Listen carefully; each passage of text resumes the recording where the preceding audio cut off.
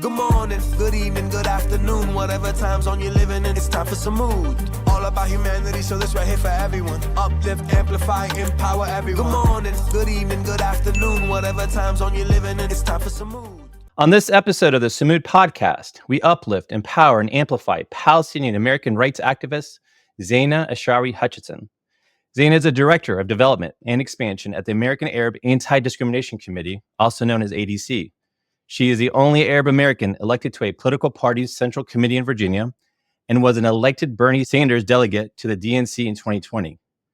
Through her advocacy for all things related to Palestine, Zeina is a living example of you can be away from Palestine, but Palestine never leaves you. But don't forget to subscribe to this podcast wherever you watch or listen, and follow us on social media, either at Sumud Pod or at Sumud Podcast. Zeina, welcome. Thank you so much. It's a pleasure to be with you. So just to start off with a light tone, before we went live, I said it's a pleasure to meet you. What you don't know is we already met. Okay. You and I were at George Mason University together. Oh my goodness. We led, if you remember, in the early 2000s, the walkout on the protest. We were part of, the Arab Club? Whatever. Association, yeah. Your mom was also attended at one point as well, where she came into the big auditorium. I don't know if you remember that. And we also did a protest at the Chris Matthews hardball. Do you remember that? Absolutely, yes. Okay. So history, yes, that's amazing. It brought back some wonderful memories. Actually. I don't blame you for not remembering me because I had hair at that time. It's all good. No problem. But I do remember Lena and Hanan very well. I remember when we started SJP, which is actually interesting because I heard that SJP was started like 7 years ago or something like that.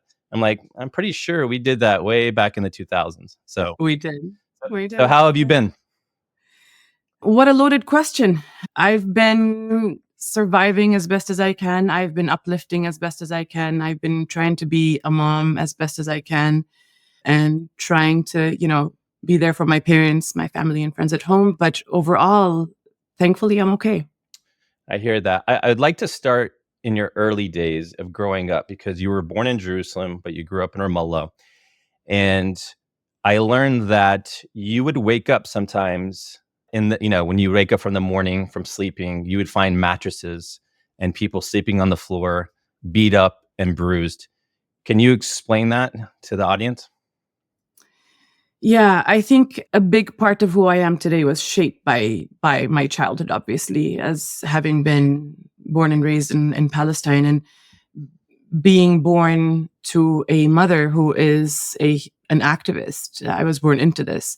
And so as part of her work and her advocacy, and I learned so much about what it means to be an advocate and activist. And growing up, we lived across from the governorate, the Israeli military governorate. And so often when they would arrest Palestinians, they would bring them into this place, beat them up, starve them, torture them, treat them horribly, as we know they do now. Often they were our classmates, and also often they were from surrounding refugee camps in cities and towns and villages, and they were released at all hours of the night.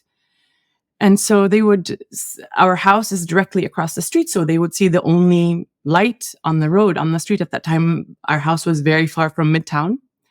And now Ramallah has grown so much that it's now in the middle of town. But back then there was nothing there. It was just us and the military governorate and Israeli military governorate. And so they were released at all hours of the night at 2, 3 in the morning. And my mom would always open the door, my mom and my dad, and let them in and give them everything that they could possibly give and share so that they're not leaving in the middle of the night to find where they came from, to find where to go home. It's really difficult, especially because at that time, the Israeli military was still in the West Bank physically, occupying the towns and the cities daily. So we would wake up in the morning and we would find fellow Palestinians on mattresses on the ground or on our couches. And then I see my parents give them basic needs and try to help them get back to their homes and find their homes, whether it was with taxis or sometimes driving them home themselves.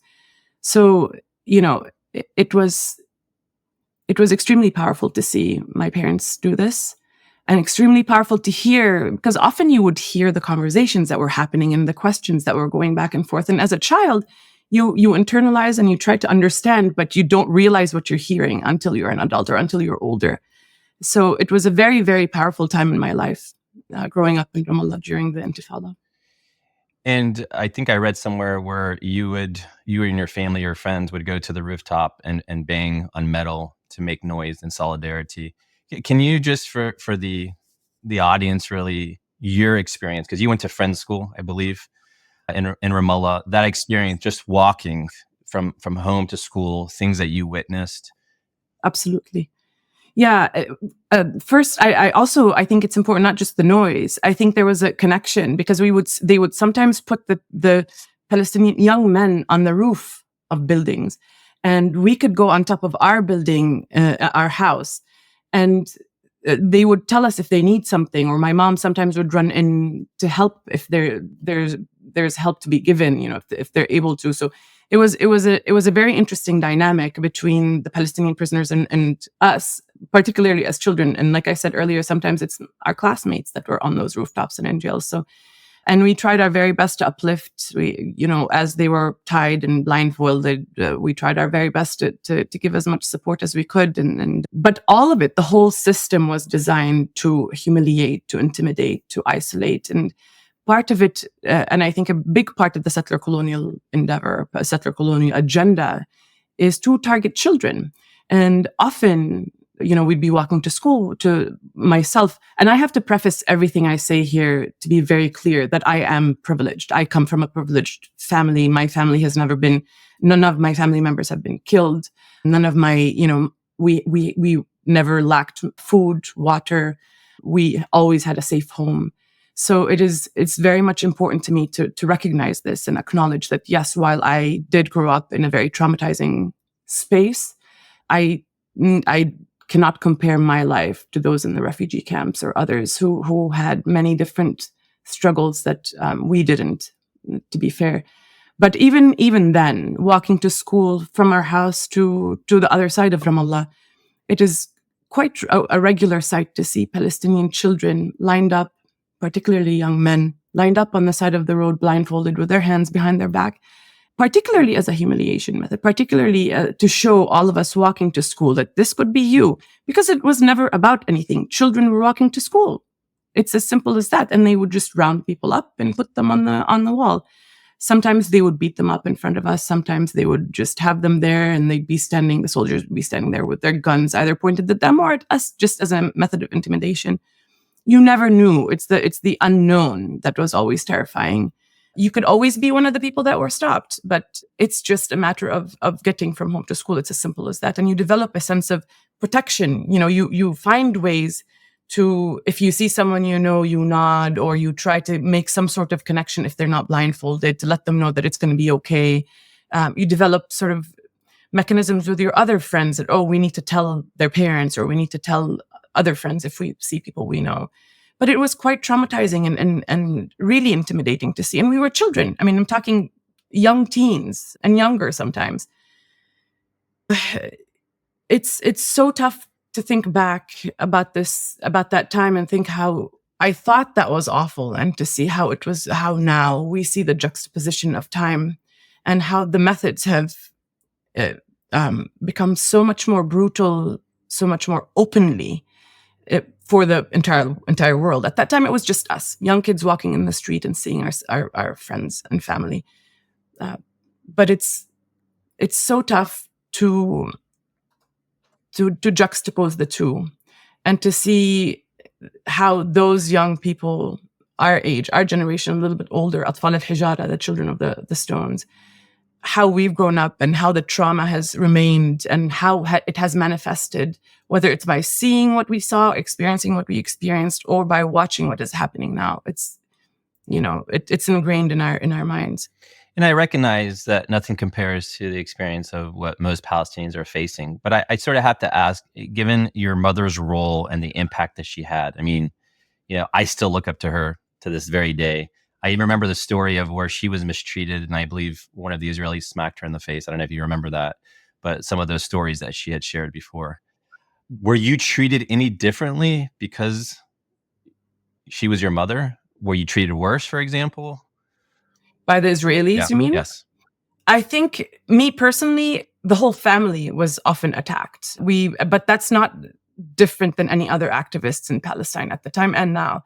The fact that my mom was very outspoken and we lived right across the street, as I was saying, she would march across the street and bang on the door and demand people be released, but then at the same time, the soldiers would come banging on our doors, breaking them down or attempting to break them down and barge in and try to search the house. And there's it's again, we are part of a system of oppression that is inflicted. So they would do that to everybody. I don't think I was an exception. I don't think my family was an exception, or neither was my mom. I think the fact that she was on some of the forefront of the activism gave her some exposure and protection to a certain extent, but also she was a target as an activist like everybody else. And when I say protection, I mean they sometimes feared doing things very publicly. So they would attack privately. There were many assassination attempts. So our family was very much aware of so many different aspects that are a danger to us from both the soldiers and also from the settlers. At the time, they would drive, there's in her book, there are stories about assassination attempts that are extremely powerful and terrifying. And I can't imagine, as a mother now, I can't imagine having to protect my children, but also needing to uplift the Palestinian cause in a space where it's so hostile, and knowing that it's so hostile and knowing what is coming, but finding ways to continue speaking up very powerfully and educating and empowering your children and your family to stand up for themselves, protect themselves, but also have that fear of what if. So yeah, so I think it's a little bit of both. It's a really tough question, to be honest. I think it's till this day, I find it difficult to reconcile Zeina as the individual, as the Palestinian who experienced being Palestinian in Palestine at a time during the first Intifada, and also being Zeina Ashrawi's daughter. It's a multifaceted dynamic there.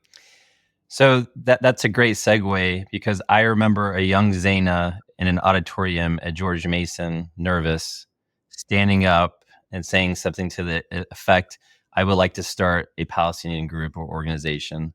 And I'll never forget that. And I remember the energy that kind of came from that.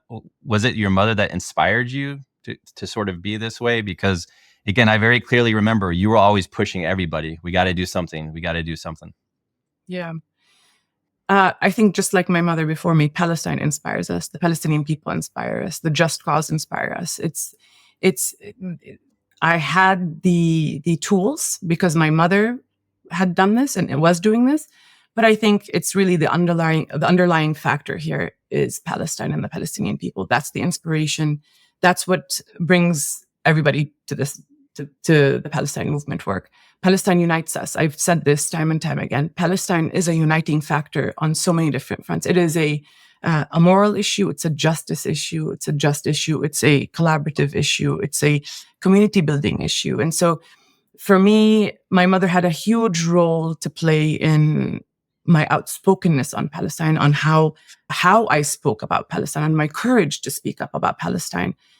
But Palestine is what made me be the activist and the outspoken person that I am on the issues. So, but when you transition from Palestine to here for college, obviously we come with sort of this idealistic tendency. We're going to change the world. We're going to make an impact. It had to be scary for you coming into this environment, right, in the U.S. and dealing with just a different level of issues. Yes. How did you reconcile that? I have to admit, when I came to the U.S., I was, young. I was a young teenager, and it was really to school. And so it was really hard for me. It wasn't about activism at the time. It was very much about self-preservation and learning what it means to be a Palestinian in America. What we saw back then at home about America was very different than what America is. So I didn't come to America thinking I'm going to be an activist for Palestine. I came to America terrified as a young kid, wanting to be home with my parents and having a calling card only at the time. And needing to call them, going to the phone booth and waiting once a week to scratch that number and call them for a few minutes. And so Wait a minute. We didn't have WhatsApp back then?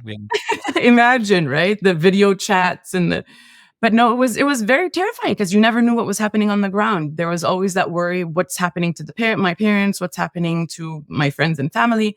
But at the same time, I knew that I had an opportunity. I was out. I had the responsibility to speak out in spaces that otherwise wouldn't have a Palestinian voice or wouldn't know what it is to be a Palestinian. Sometimes they've never met a Palestinian. So it very quickly became apparent to me that my existence in and of itself was a topic of conversation. And I didn't realize that before. I thought, they just didn't hear us loud enough, but they knew of us. They wanted to support us. But it became very clear that there was a complete void when it came to Palestine and Palestinian people. And what they already knew was very much constructed by a settler colonial project led and backed by the United States. So it didn't take long, but it was very much initially built on self-preservation. And ultimately, it became just the norm. I was thrust into certain situations sometimes. Oh, here, we have a Palestinian, come speak, or come to the provost's office because they want to meet you as a Palestinian, just because they didn't know any Palestinians. But it was very much a uplifting Palestinian voice and self-preservation, but I also wanted to be home. And at that time, I was dealing, like many Palestinians that leave Palestine, dealing with understanding and reconciling that what we were going through as an occupation might have been the norm and normal for us. But coming here, it hit me like a ton of bricks that no, occupation isn't normal. Your walks to school and the oppression that you face on a daily basis that is embedded and entrenched in daily life that you don't necessarily notice until you're out of it is not normal. Being able to drive more than 20 minutes and not face attacks by soldiers is, in America is normal. Over there is not normal. So it became a process of, wow, what have we been living through? What have we been subjected to? What is normal? What is not? And the sense of survivor's guilt in many ways. I was able to leave. My family was able to support me to come get an education in the United States, while other Palestinians didn't. And that's where my sense of amana, sort of carrying this amana, this treasure, this narrative of the Palestinian people became extremely important to me. Amana, where I needed to tell the stories that I knew, that I experienced, that I lived, that I was told. And so this amana became a string that carried me from home till now, that the voices of the Palestinian people, the Palestinian narrative is crucial to uplift publicly, but also as a means for the trauma to kind of to be processed as it's not normal to live under occupation. It's not normal to have soldiers point guns in your face. But when I came here, then a different kind of sort of oppression started bubbling to the surface, which is just by saying I am Palestinian, I am immediately put in one place or another. Either people love Palestinians and are very supportive, or they're not. There wasn't an in-between. Right. And so it was a long process of reconciliation, of living under occupation. I feel like there was a strategic pivot in your life. I just can't tell where it was. Because again, the Zeina that I was around in college was, we got to go protest, we got to be loud, we got to get in your face. And at some point you pivoted to, you know what, I need to be more strategic. I need to go into the politics, or maybe at the local level. When did that, am I right here? Did that pivot occur? I don't think it's a pivot. I think it's an expansion of the way of my activism, because I never stopped protesting, and I never stopped yelling. I never stopped being in the streets, and I never stopped sort of being an agitator in spaces where they needed it. I think learning about the American system and how it functioned, and now doesn't function, drove me to want to learn more about this. And I think there's a period there that is a really crucial time that I had some serious self-reflection, is becoming a mother. Initially, it started with losing my Jerusalem ID and my identity. Part of the agenda of Zionism and the settler colonial entity that is Israel now, backed by the US, is Palestinian erasure and displacement and the removal of the indigenous people from land, either by killing them, or by exiling them, making us refugees, or taking away our IDs and our documents. And one of the most targeted smaller groups in Palestine are the Jerusalemites. We saw more recently the Sheikh Jarrah displacement efforts and sort of the settlers taking over homes. That's one way they do it. But another way they do it is the systemic displacement of exiling of Palestinian Jerusalemites from Jerusalem by taking away our Jerusalem IDs. I don't think people understand enough what that entails. So the system divides Palestinians. You have the Palestinians living in the West Bank, have one color ID. In Jerusalem, another color ID.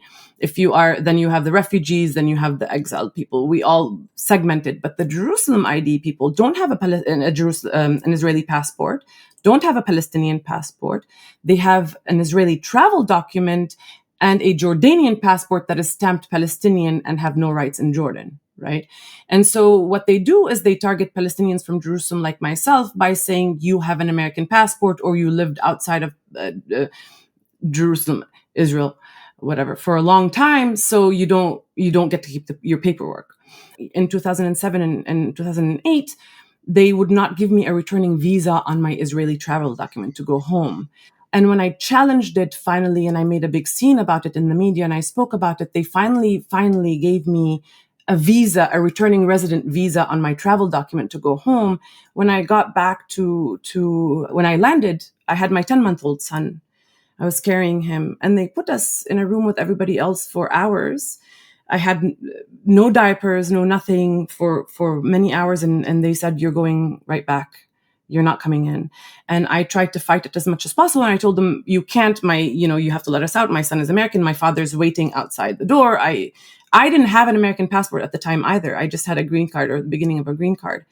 And so then they allowed me to go back, but they told me you have 2 weeks to go to the Ministry of Interior and to renew your travel document there to get your documents. When my father and I went, and there's a humiliating process, it's a long conversation about how the system is made for Palestinians to kind of suffer and struggle through every basic necessity and need in life, back home in particular. But you go and you wait in line at 3-4 in the morning to manage to get it in back in the day. So I go in with my father and we told them we need to renew my travel document. And they say initially no. And then they say, well, here's your travel document. And when I looked at it, it said nationality undefined. They didn't even acknowledge who I was. They didn't have anything there to say that I was Palestinian or I was Arab. Or nationality was undefined. It's on the document itself. And then once I left, I no longer had any documentation to Jerusalem or to Palestine. I was no longer a returning resident. I had no rights in Palestine. They took away my only documentation that linked me to my home. I was born in Jerusalem. My father was born in Jerusalem. I've born and lived my whole life as a child in Palestine, and now I can only visit as a tourist. I can only visit as an American on my American passport, whereas any person of Jewish faith can go and live in my home, in my country, in my towns, and have more rights. But on that note, to talk about resistance's existence, I made sure my children had Palestinian IDs and they are registered as Palestinians in Palestine, so that they might have taken away my passport and my ID, but our family and our generation continues in Palestine. I refuse to let them win this.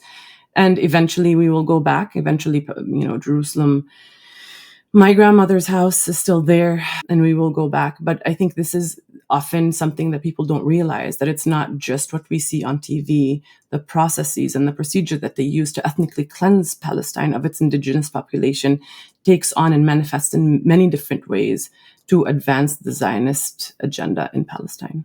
Yeah. I mean, your story is phenomenal. I mean, coming from Palestine and you're the only Arab American elected to a political party's central committee in Virginia. How badass is that? I mean, that's amazing. Can you talk, just for the guests or the audience rather, what does that mean? What does that look like? And how did that happen? Yeah, so I started learning about the Democratic Party slowly and started testing the waters early on. And I do have to preface this by saying we do have a Palestinian elected official already. He's a delegate and he does serve on the Central Committee, but as a delegate. So the way I became a member of the Central Committee is through grassroots work and learning about what it means to be involved in the Democratic Party. There was a lot of, initially, it started actually with the Bernie campaign. And at the time, yes, there was a lot of backlash for those of us who chose to participate in the Bernie campaign. And we can talk about that later. But yes, there was a backlash and understood. And, it's a respected backlash. And I felt it too. There was a sort of an internal contradiction. But it taught me so much. The Bernie campaign taught me about what it means to, be active in elections, what it means to knock doors, what it means to make phone calls, how important it is. Community interaction, community, uplifting community. How were people hearing you? And that is not for the Arab American, Palestinian American community. That is not easily provided. That is not something that we come across. We're not used to hearing about it. So it opened up my eyes to the possibilities within the Democratic Party and how that worked. So slowly after that transition, I became active locally because I realized how important it is to speak up locally, because particularly in Virginia, and to the audience that are in Virginia, there is something called the Virginia Israel Advisory Board. And that is an arm of Israel, if you will, in the state legislature. And the more I learned about that, the more frustrated I became, and the more I wanted to inform both elected officials and the public about Palestine. But not just VIAB, but also sort of the existence of a Palestinian or an Arab in a space that never had Palestinians or Arab, or didn't give them the space if they did exist, which I think I have to give credit to Delegate Sam Rasool here. He was a first Palestinian elected into Virginia's General Assembly. But it's very much in a marginalized way, very much on the down low. It wasn't about being Palestinian. It was just, there's a Muslim, or there's a, So to me, it was an opportunity. I saw an opportunity in the Bernie Sanders campaign to learn how the process worked.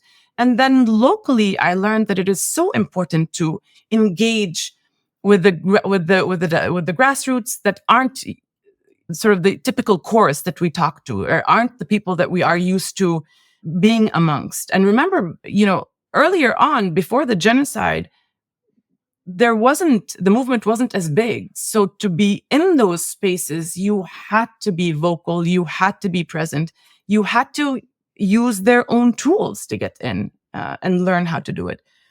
So, and I wasn't just working on Palestine. I have to be very clear. And I'm passionate, and I think it's really important for all of us that work on Palestine to understand that Palestine now does not exist in a silo. Palestine is very much a feminist issue, a women's rights issue. It's definitely an environmental issue.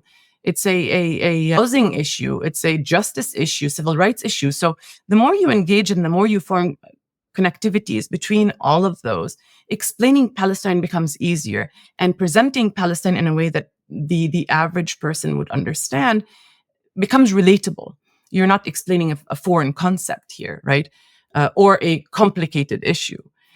Simplifying it in terms that those who are working in the party understand, and the space is created because of respect that you are working on multiple issues. You do understand that the work is much larger.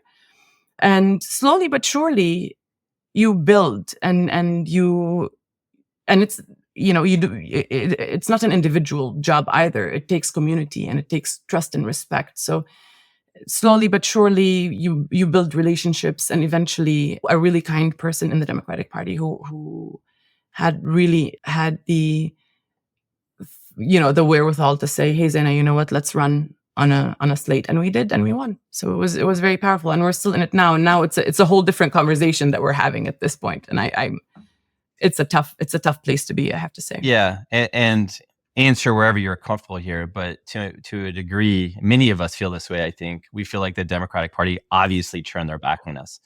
Mm-hmm. How do you navigate that, and how are you dealing with that right now? I'm beyond, disappointed is, I don't even think it even begins to scratch the surface. I have struggled with remaining in the party. I have struggled with leaving the party. I've spoken to people in the party who say you can't leave. The space is there for you to speak. But at the same time, I don't think we're heard. The Democratic Party has failed, not just the Palestinian people and the Arab Americans and the Muslim Americans when it comes to the genocide. It failed its own demographic. It failed its own advocates and activists, its own grassroots on so many different levels by marginalizing issues that affect them directly. Palestine, like I was telling you earlier, Palestine is not just a Palestine issue. It's not Palestine is not just Palestinians.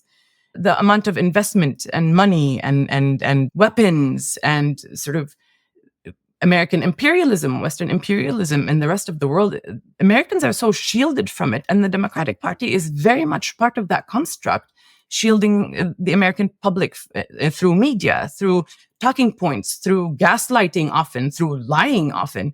And so it's you always feel, and I have to say that this is mostly has to do with the top. Because when you go in the grassroots of the Democratic Party, there is a lot more understanding. There is a lot more will to work with the issue of Palestine and understanding. And they want to, but they're afraid, or they can't find the space or the means to do it. So that's where the conflict for me becomes, where I know that people I work with are very much trying to find a way to uplift Palestine in the Democratic Party, but the pressure that has come down from the top has been unbelievable. So I've really struggled with remaining, and I don't know if I want to remain. The good news about where I am now is that I am able to hold them accountable from the inside, or at least demand accountability from the inside. We have, I'm on the inside not to support the Democratic Party as it stands. I'm on the inside trying to make sure that the Democratic Party realizes how big of a mistake they are making, and to let them know that the people involved in the party aren't just the yes people, aren't just the establishment and the party loyalists. And that if you claim to be a tent, you better be a tent. Otherwise, you're either going to face people leaving and not voting for the Democratic Party, or your own people will demand the change on the inside and get the change that they demand. And can you speak to, I think you mentioned this earlier, the Virginia Israeli Advisory Board. Can you walk us through that as well? Yes.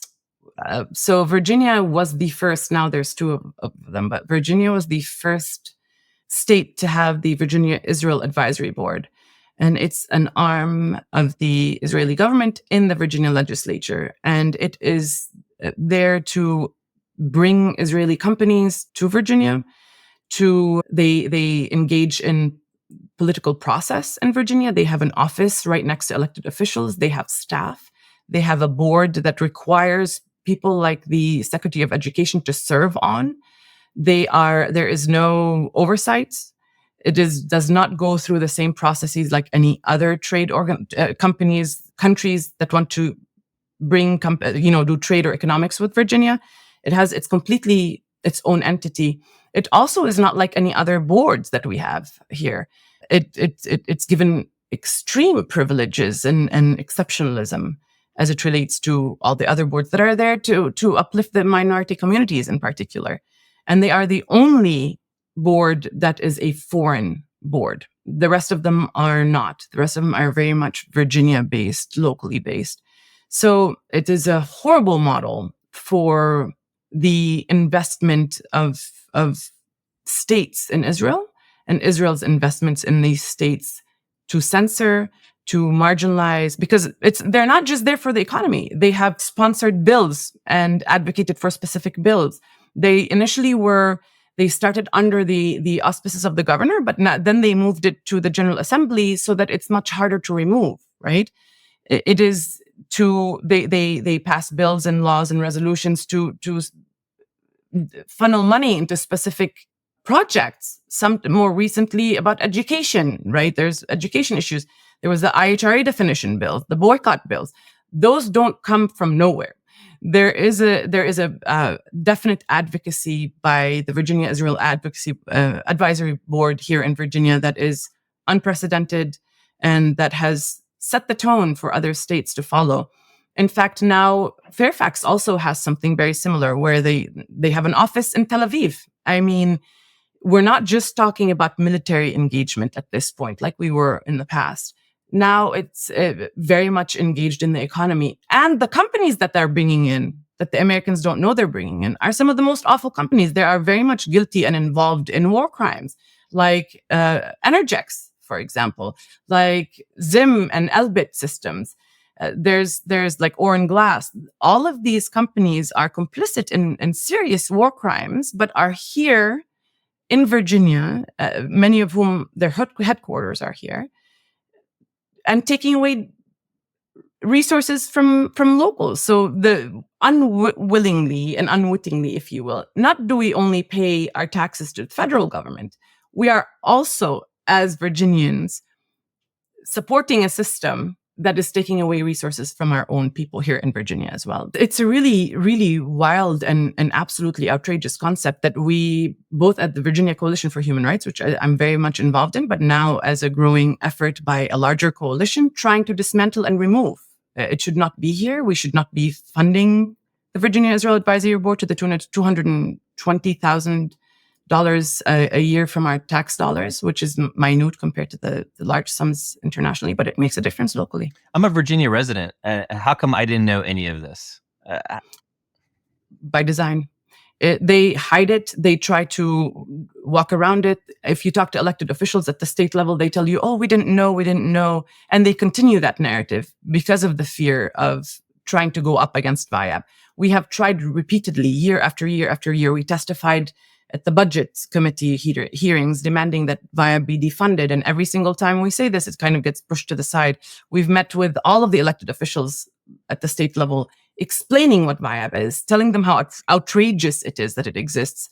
And year after year after year, nobody wants to deal with this. Nobody wants to talk about it. So now we are sort of working in a much larger coalition to try to do this. They refuse to even carry bills to address it or even discuss it in open forum.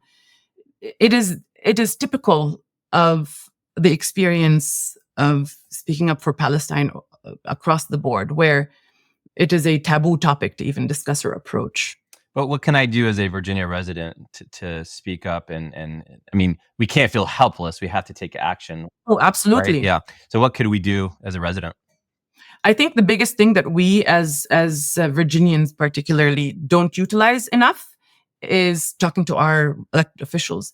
It's not that we work so hard to elect or not elect people and then we just drop it. That's not how it should go. When people are elected into office, they work for us. We are their bosses, not the other way around. It is their responsibility to meet with their constituents. You can pick up the phone as a constituent and demand to meet with your representative at any level, whether it's in Congress or at the state level. And I highly recommend that people do this. And with the Virginia Coalition for Human Rights, as well as ADC, we set up these meetings for people who don't know how to do them. We try to help train people to do them, but ask questions, hold these elected officials accountable, because when they see that their constituents are asking questions, what is VIAB? What are you doing? Why does it exist? Why are you supporting it? Are you willing to sort of carry a bill that would remove VIAB from the Virginia General Assembly or defund it? These are really important questions that our community need to ask and engage with elected officials. And no, it is not. It is not on us to elect people. It is on people who are running for elections to give us the reasons to elect them. So when you are supporting an elected official, before you publicly support them, ask them their positions. So now we have elections coming up. For example, Tim Kaine. I'll give you this is an example that's really on the forefront of this conversation right now. Tim Kaine avoids the conversation on VIAB. He's a senator of Virginia. He's not a persona non grata. He's not somebody that doesn't know or isn't involved, right?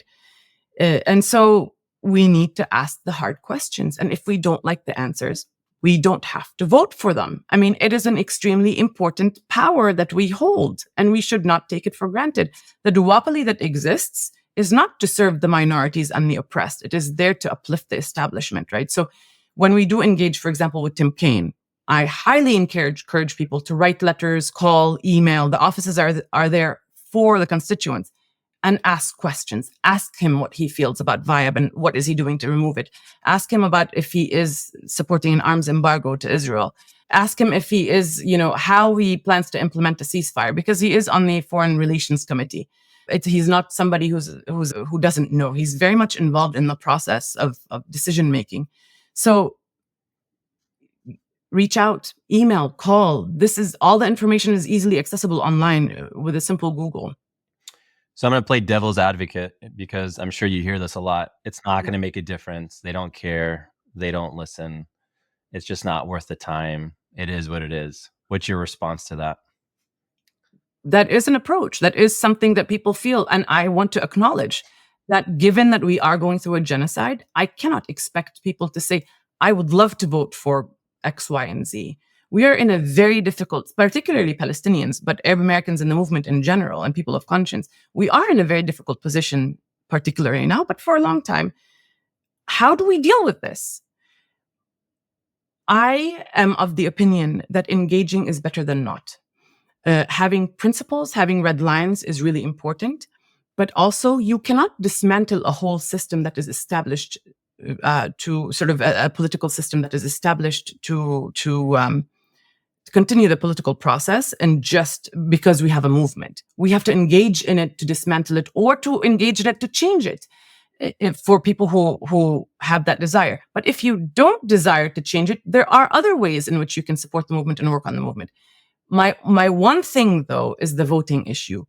People need to vote. I'm not saying vote for the Democrats, vote for the Republicans, vote for a third party. Just vote. It is extremely important to learn the process. It is extremely important for your voice, whether you believe it's going to be heard or not, but extremely important for you to put your voice out there, to show where you stand on the issue in the system that currently exists, right? Not voting does not dismantle it. Not voting does not change anything. Not voting just says, okay, one less person, one less number. They don't care, right? If you do want to engage, you don't have to advocate for a particular individual who's running for office. You don't have to, be an outspoken person but vote, because numbers matter, and they see the engagement levels through voting. The Democrats and the Republicans and third party, obviously, and independents. So engage and learn and do vote, please. If people have questions, I'm happy to talk to people about this. I know there are people who advocate against voting, but I think it's really important to understand the power of your voice. We're in America. Whether we like it or not, the system is not made to support brown and black people in particular, and minorities as a whole, the underserved. But in order for us to change the system, we have to be engaged in it one way or another. We don't owe our vote to anyone, as constituents, to either party or to any party. Our vote should reflect how we feel. Our vote should reflect the policies that elected officials are presenting, or people who are running for office are presenting.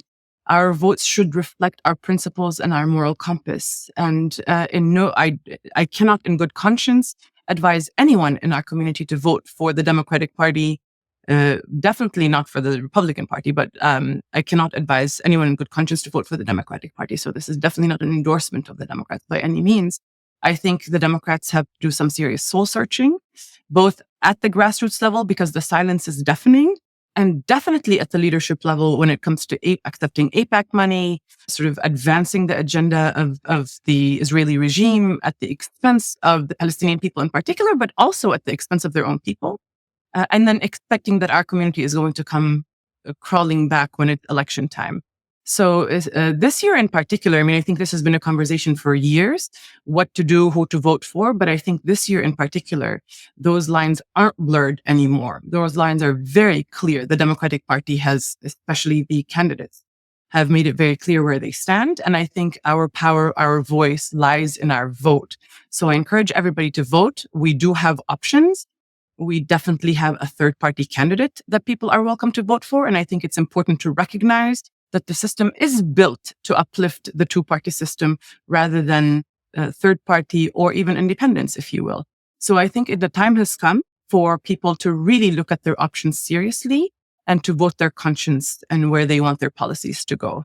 So, but I do encourage everybody to vote. If it's not for a third party, and if you feel that you don't want to vote at all, I encourage you to still vote, maybe focus on down ballot candidates, because it's extremely important to stay engaged in the process and to not let anybody off the hook, especially during an election, because these elected officials work for us. It's the other way around. So you were successful in passing a resolution based on language from HR 2407 to promote human rights for Palestinian children living under Israeli military occupation.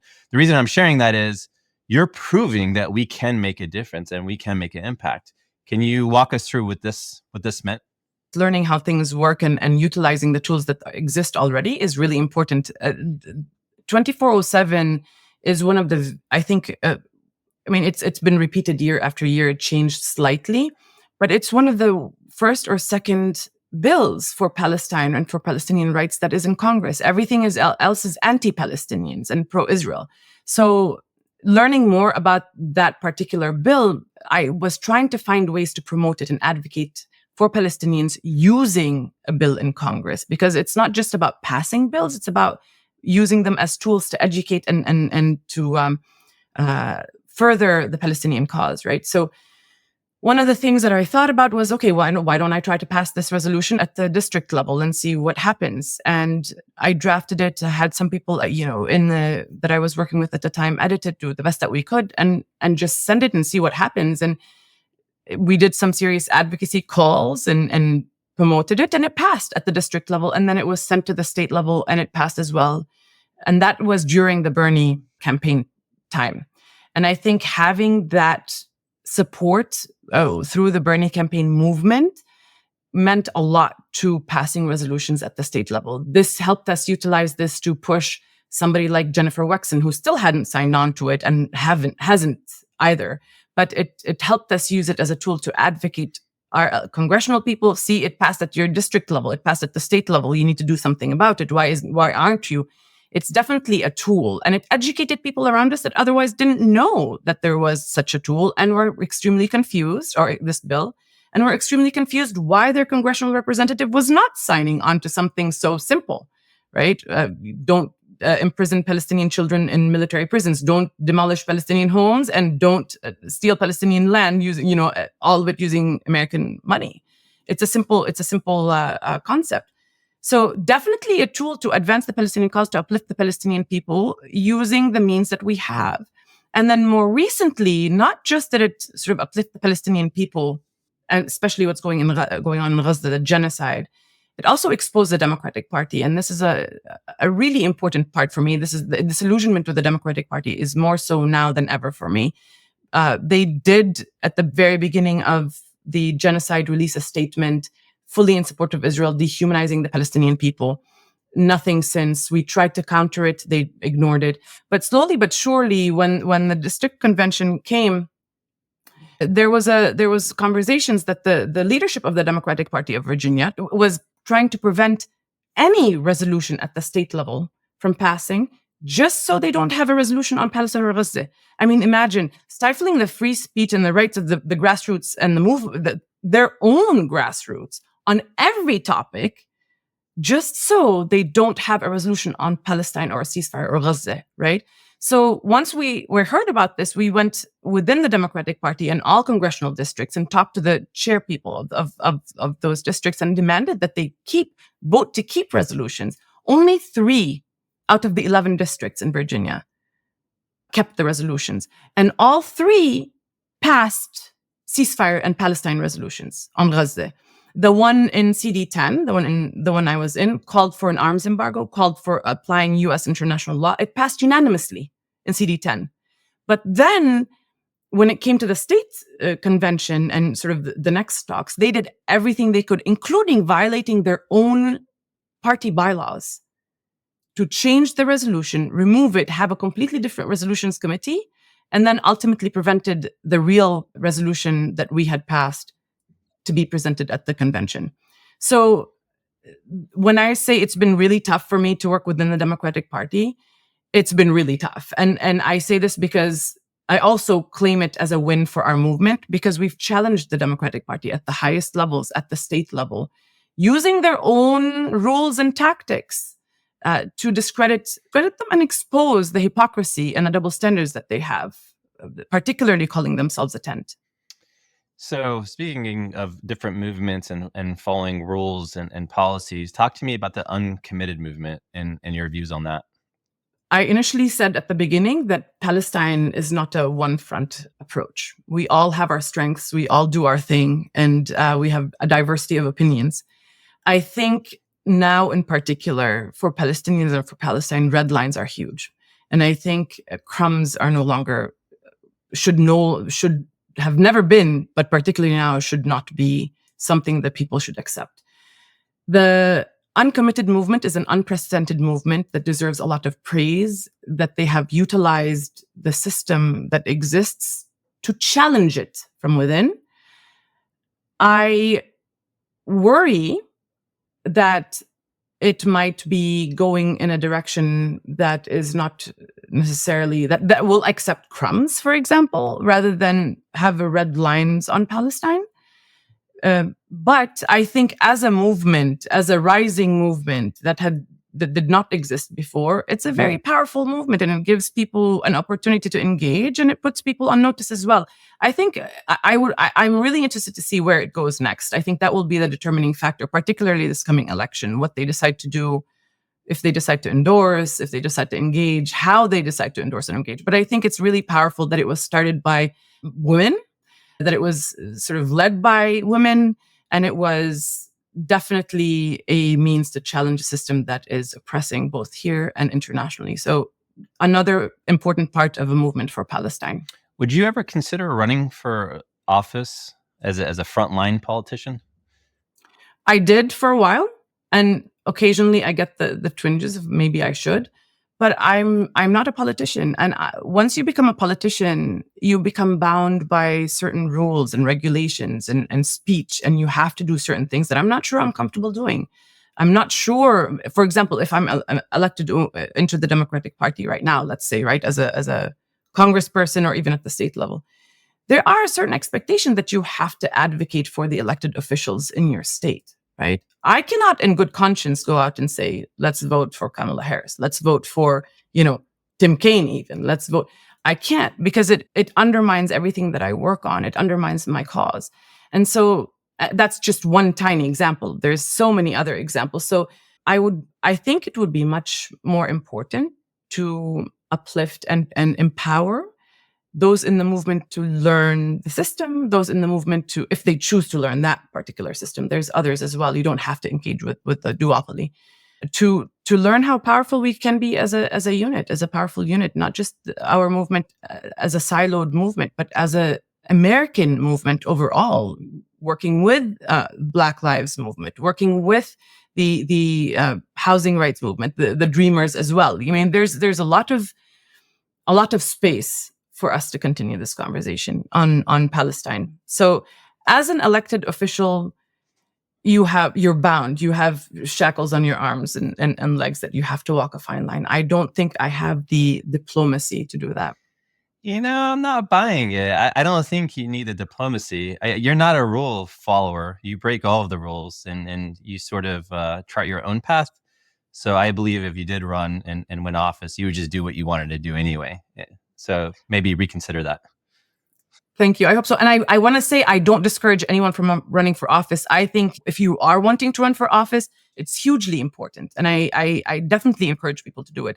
When I say I personally, I have debates and about it, it's very much a personal thing. But I think I highly encourage people to run for office. I think there's a lot of room for change. I mean, we're just talking about VIAB, right? I mean, if I run for office, that would be one of the first, especially at the state level, that would be one of the first things I take on, right? And I encourage anybody in Virginia that wants to run, I'm happy to support you if you're in the movement. But also at the national level, I think we need people to speak up on Palestine and be part of the movement. Personally, I don't know that the Democratic Party is a party that will respect the space that I would like to provide. So it's not an absolute no, it's a maybe. We'll feel it out. That's what I'm hearing. So that's all good. Never say never. But right now, Palestine is my focus, and saving lives is as best as we can is my focus, not an election. Zeina, we're heading into the Arab Convention in Dearborn, Michigan as part of ADC. Can you talk to me a little bit about your role in ADC? And I think you are actually speaking at the convention as well. Yeah, it's been wonderful working for ADC. It's such a really empowering space and has provided so much for the community over many decades, but particularly now. And interestingly, I started with ADC almost exactly a year ago when, right before the genocide, we were at the Alex Ode convention, and Alex Ode was the regional director for our Southern California office, I believe. And he was assassinated by bombs that were planted at the ADC offices, and many others were injured. He later succumbed to his wounds and died, passed away. So the assassination of Alex Ode reverberated for a long time, and still does, in the Palestinian American community. He was a very powerful leader for our community, and he's remembered fondly. So ADC continues his legacy with this convention every year in California. And so last year we were there for that convention and had powerful speakers. And the convention itself was on October 7th. The night of the convention was October 7th. So we stayed up right before that convention, writing statements, developing our narrative for how we want to carry on this conversation on Gaza and Palestine. And it was very powerful for me because we sat down. For me, that was the first experience with ADC, as sitting down as a team and sort of putting our heads together and really finding power in the collective and really finding healing in the collective, because we were all struggling, particularly the Palestinians, but in general, all of us in that group who was struggling to find grounding and healing. But the power that came out of it is what drove me to continue working with ADC, the empowerment of the leadership of ADC, particularly for Palestinians, but also for the small team that we had, to listen to our voices and continue the conversation moving forward, knowing that it might be a detriment for the typical national organizations that have existed for the Arab Americans for a long time. So it became a very powerful space for me personally to speak up on Palestine and to advocate through ADC, but also to hear from the community what the needs are, where the needs are, how we as ADC can empower people. So from the powerful moment during the Alex Saudi convention, which, by the way, many of us are still trying to reconcile, being there and sort of hearing the news, but how we went from there to where we are now, and in ADC, and how we've developed and have grown tremendously this past year, have brought on so many new people who have visions and are very powerful and are ready to work and have done a great job, to this convention to bring people to speak on Palestine, but on other issues as well, to highlight important conversations, like there's the conversation on the rights of the Arab Americans, as well as censorship on social media. There are conversations, the one I'm working on with powerful women resistors, like women's role in resistance, Palestinian women's role in resistance, with Dr. Rabab Abdel Hadi, Huwaida Arraf, Suzy Abul Hawa. So we have a lot of amazing speakers. We're honoring Macklemore with the Rachel Corrie Award. So we have Dr. Cornel West, who's coming to speak. It's going to be a really powerful space for people to come together, just like we did during the Alex Saudi convention, and be together in community to support one another, to uplift one another, and the cause in particular, to let people know that we are here and we are ready to work together for the next steps for our community, not just in talk and in conversation, but also in solidarity with one another. We can't keep working in silos. So having a convention like this brings people together for networking, but also for listening and growing together and taking on next steps as well. Yeah, and shout out to Abid Ayoub. He was absolutely shout out to Abid Ayoub. Yeah. Abid has really taken ADC the past couple of years to a whole different level, and his leadership in particular has the one that changed the conversation internally and empowered the internal change in conversation on red lines and on principles on Palestine. Yeah, no, for sure. If you get a chance, you should listen to his episode. He was on the podcast. Yes, we'll do for sure. Yeah. So just a few more questions. This is a tough question because we understand that Palestine is not a religious issue. Let's just start out with that right away. But I do have a very close friend who is Palestinian, who is Christian, who feels marginalized, who feels that his voice is not heard as a Palestinian Christian, or he is discounted or just, not really respected. What advice or comments would you have for that person? It's not about us as individuals. It's about the movement. It's about Palestine. And so if we keep focusing on Palestine as the uniting factor, it makes us work so much harder to sort of remove the constructs that are forced upon us. My family's Christian as well, as I don't know if you know this, but my family's Christian as well. So the struggles of being a Palestinian Christian is not necessarily different from the struggle of a Palestinian Muslim. They're not. We work together, we've fought together, we've resisted together, we speak up together. Those for the forced narrative of Christian versus Muslim versus, there's two aspects to this. First, there's our internal movement construct of Christian Muslim involvement in it, but then there's also the outside forces that are telling you you're not united. See, and the powerful thing about uniting, speaking up together as Christians and Muslims and atheists and whatnot on Palestine is the fact that it kind of puts a hole in this Jews against Muslims narrative that we are taught to talk about, or people are taught that is the issue of Palestine. So for the people who feel marginalized in the Palestine movement, who are Christian, I think speak up. If this is how you identify as a Palestinian, if you are a Palestinian Christian and that is a huge part of your identity, use it to speak up for yourself. Marginalization happens because we are also quiet. We also kind of tend to put ourselves in a space and say we can't live up to the expectations, or we're not welcome in certain places. You don't have to be welcome. Show up, speak up, use your voice. Also, it's extremely powerful for those on the outside often don't know that there are Christian Palestinians. Ironically, Christianity started in Palestine. So you would think, it's automatic that, there are Palestinian Christians.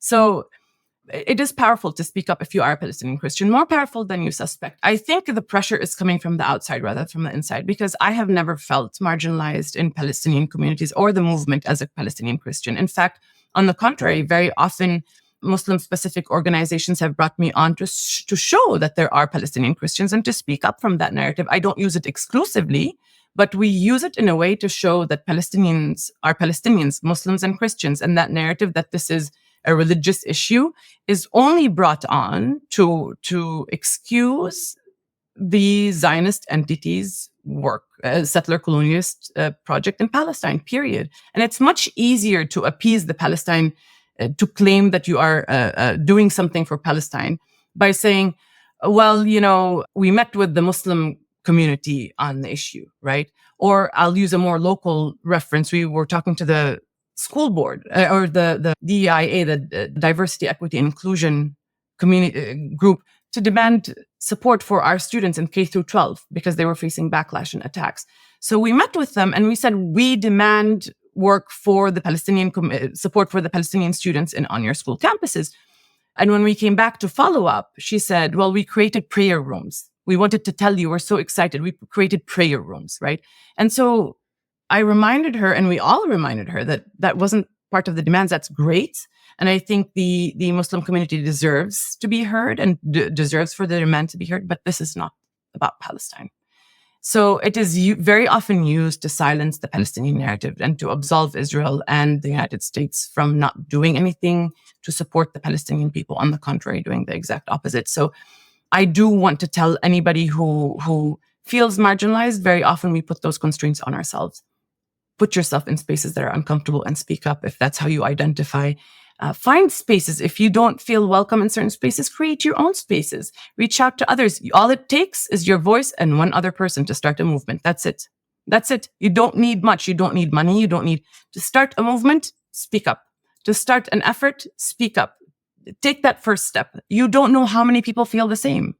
Very often it's just a matter of us removing ourselves from the situation and puts us in that space that we're not welcome. But please, reach out, speak up. There's many of us that, for one reason or another, feel marginalized. But please don't use the religious issue in any way on Palestine, because Palestine is not a religious issue. It's a justice issue. It's a moral issue. It's an issue of principles as well. Yeah, very powerful and great advice. So I want to just end with this, if that's okay. You wrote a powerful piece on Monday Weiss on International Day of Solidarity with Palestinian People. I don't know if you remember that. And I'm only going to read toward the end here. No one can erase Palestine because Palestine is in each of us. We are extensions of her water, land, and air, generations upon generations strong. Today and always I remember, I reflect, I cry, I rejoice, and I am humbled by the strength, heart, determination, beauty, and achievements of my people, the Palestinian people. We will be free. What are your final words to those who are learning about Palestine and those who are facing the daily struggle of fighting for Palestine? I promised myself that I'm going to try not to cry, because it's really hard. I want to acknowledge the feelings, first of all, of all of the Palestinians. particularly, of course, in Palestine, in Gaza, but in the rest of Palestine, but also Palestinians everywhere. This has been an extremely difficult time for us, and we don't allow ourselves to have the feelings that we do if we're not in Gaza or on the ground, because we feel that we do have that privilege. But I want to say that it's okay. It's okay to feel the way we are feeling. We're supposed to feel the way we are feeling. It's not normal what we are going through. The marginalization, the dehumanization, the just blatant mass murder of our people. So I want to say that it's okay. It's okay to feel. It's okay to have tears. It's okay to be in pain, because that's what we're supposed to be feeling. But also to let everybody know back home that we will never be silent. This is not a matter of activism for me, and I know for many Palestinians. This is a matter of identity. This is a matter of existence. This is a matter of daily life. We don't wake up one day and we're something else. We are Palestinian through and through. Palestinian from moment you wake up to the moment you go to sleep, and while you're sleeping, right? We are Palestinian through our children. We are Palestinian in spaces that don't even welcome Palestinians. But I want people to know that whether you are outside of Palestine or inside of Palestine, be proud to be Palestinian, no matter what. Challenge the system with who you are as a Palestinian, because we're not just a reflection of an occupation. We are a people with a history. We are people with a culture. We are people with passions and talents and brilliant human beings that are in school campuses, that are artists, that are activists, that are speakers, that are empower one another. We need one another. We've clearly seen that the international system does not listen to us, but we are here for each other. And recognizing that we don't need anything or anyone to uplift ourselves. We are here, and we will remain here despite all attempts to silence and erase us. So yeah, and when we were talking about earlier in terms of the various different ways in which we uplift Palestine and speak up on Palestine, I always say when I join these protests and the conversations are, well, what are they doing? I said, they're letting the people back home know that we are hearing them, that they are not alone, that we are giving them a hug, that we are uplifting the Palestinian plight, that we are showing the best in us. We are the talents, the voices, how proud we are to be who we are. And we are a family. We are a big family, and Palestine unites us, and liberation is inevitable. So keep up the hope and know that we are here, to continue the fight and to uplift who we are as a people. So how do we follow you, Zeina? You're doing a lot of great work. I know that social media is not your favorite thing, but if we want to follow the work that you're doing, again, you're doing so much great work for our people, the Palestinian people. Where can we follow you, monitor what you're working on, so on and so forth? Yeah, I tend to work through many different organizations, primarily now through ADC. So please follow ADC's work, because a lot of the work that happens in there is also work of our team collaboratively. So that's one way. Please follow the work of the ADC. I'm on all social media, Instagram, Facebook, and Twitter, or X now. My name, I think, is Zeina Hutchison on all of them. Yeah, please do that. But also Virginia Coalition for Human Rights. If you are in Virginia, there's local groups as well that I work with, and I'm happy. I will be uplifting on my social media as well. Zeina, it's been a great pleasure. Thank you so much. Thank you so much for everything that you do as well, for providing the space and the opportunity. Of course. Good morning, good evening, good afternoon, whatever time zone you're living in, it's time for Sumud. All about humanity, so this right here for everyone. Uplift, amplify, empower everyone. Good morning, good evening, good afternoon, whatever time zone you're living in, it's time for Sumud. Listen, stay tuned, cause it's time for Sumud.